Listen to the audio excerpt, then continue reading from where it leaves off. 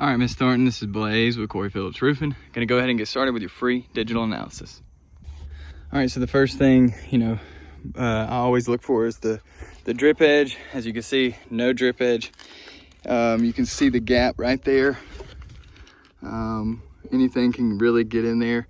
It's not too big of a gap here, but I'm sure on the rake edges up here, we've got a much thicker gap, allowing things into the attic. So definitely something we want to get done to bring this home up to code.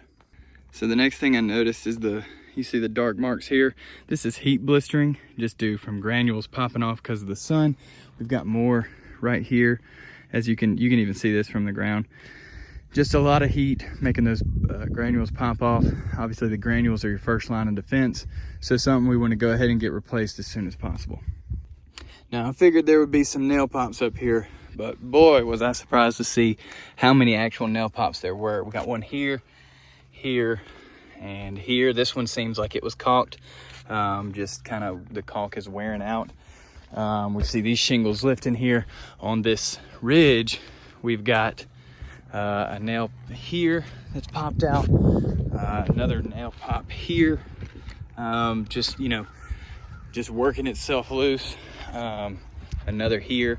Obviously this is an issue because when these nails work loose, it leaves a hole, a loose hole for water to penetrate and get into the interior of the home.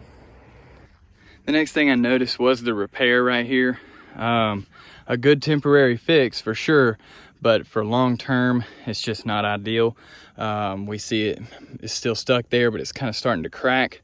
It's going to lead this valley to separate like it is down here, where this is loose and not stuck to the roof. Obviously these valleys are channel points for water toward the gutter, so they need to be stuck to the roof to keep water out.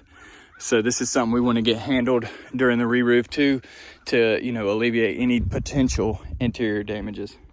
Again, we had another temporary fix just to keep these to the roof, but I did notice something that it kind of took me off guard.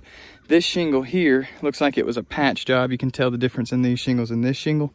This is actually an Atlas Chalet shingle, and it is a discontinued shingle, so nothing is really going to fit. This is kind of an improper repair, but maybe at the time whoever did the repair, this is all they kind of had.